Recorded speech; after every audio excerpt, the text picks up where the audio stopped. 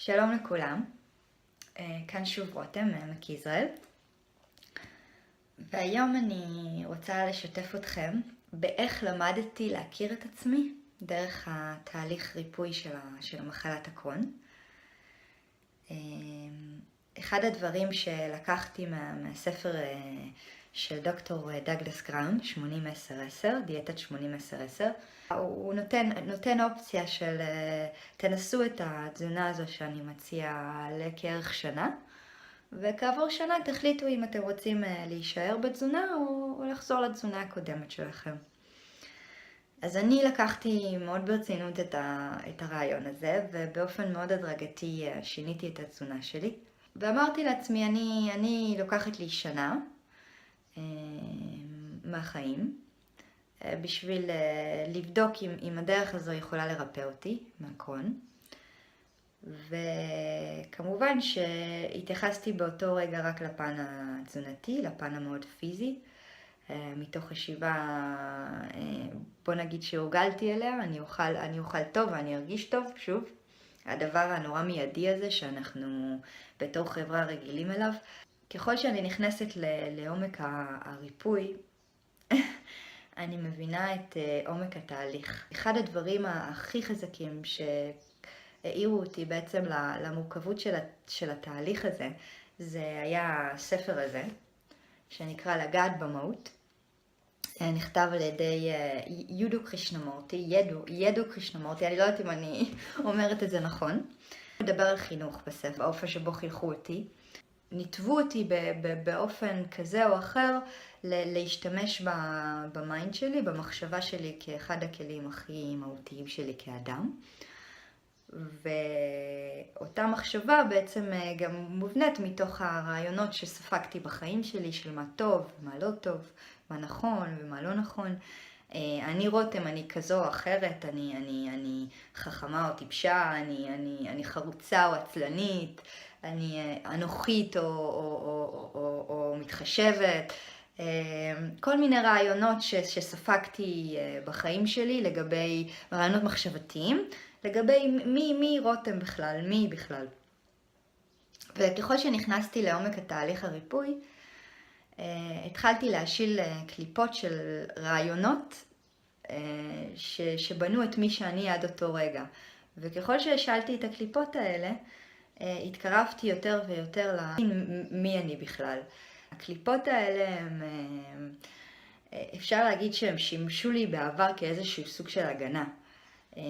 באיזשהו מובן תמיד הרגשתי שיש לי איזשהו עולם פנימי מאוד מאוד עמוק, שאני מנסה להגן עליו בכל מיני רעיונות ומחסומים. אני מדגישה את החוויה הזאת של להכיר את עצמי כמשהו מאוד מאוד משמעותי בחוויית הריפוי.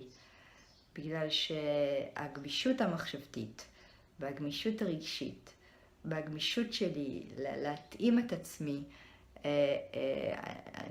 לחוויה שאני חווה, לכאן ועכשיו, אפשרה לי איזושהי קלות שלא חוויתי מימיי.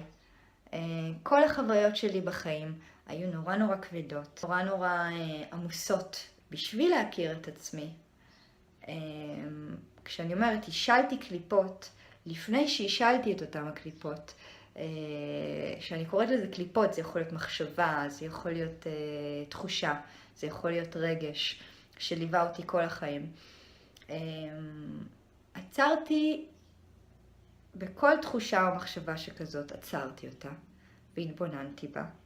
ושאלתי את עצמי, האם אותה מחשבה משרתת אותי כדי להגיע למצב שלם, שאני קוראת שלם, למצב בריא.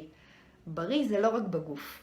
בריא זה גם במחשבה, בריא זה גם בנפש שלי, בלב שלי. אז שאלתי את עצמי, האם המחשבה הזאת שעד היום אולי חשבתי שהיא משרתת אותי, או אולי חשבתי שהיא חלק ממי שאני, האם היא משרתת אותי כדי להגיע למקום של ריפוי?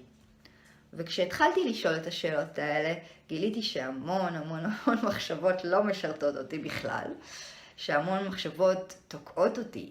זה לא משנה אם זו מחשבה חיובית או שלילית בכלל. הבנתי שכל הרעיונות האלה שמגבשים את מי שאני, הם כובלים אותי להיות איזושהי הוויה אחת שלא משרתת אותי בהתמודדות שלי עם החיים. וככל שהשאלתי את הקליפות האלה, התחלתי להרגיש יותר ויותר קלה, יותר ויותר חופשייה, יותר ויותר מאושרת. באמת, אני כל כך הרבה יותר מאושרת ממה שהייתי אי פעם כל חיי. אני לא זוכרת כל חיי הבוגרים אושר כזה. ולכן אני משתפת אתכם בחוויה הזו.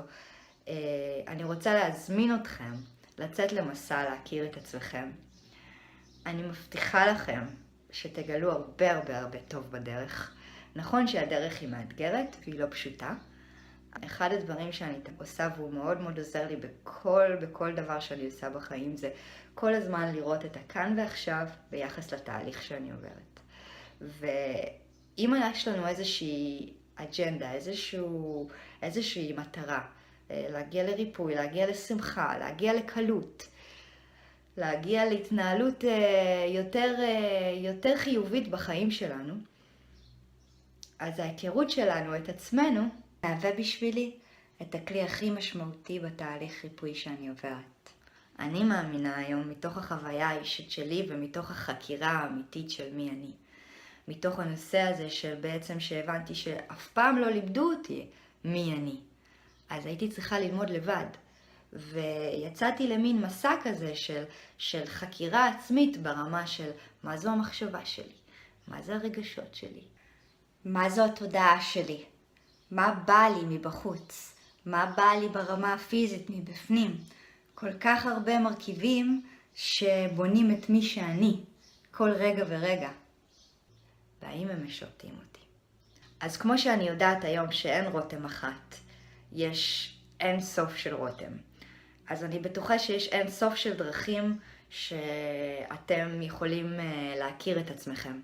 אני מאוד התחברתי לספר הזה, אבל אולי יש ספרים אחרים או אנשים שמעוררים בכם השראה, וגם זה אינסופי. אני מוצאת שיש המון המון המון אבני דרך בדרך שאני עוברת של נגיעות של השראה מאנשים שאני פוגשת, מסרטונים שאני רואה, מספרים שאני קוראת ומכל חוויה שבעצם בונה אותי להיות מי שאני כל רגע ורגע. אז אפשר להגיד שהמשחק הוא בין להשיל את הדברים שלא משרתים to embrace, איך אומרים to embrace, לחבק את הדברים שמשרתים אותנו בדרך הזאת לאושר. ואני היום בטוחה שהיא אפשרית. אז זהו, אז כאן רותם, מעמק יזרעאל. תודה שצפיתם, וביי ביי.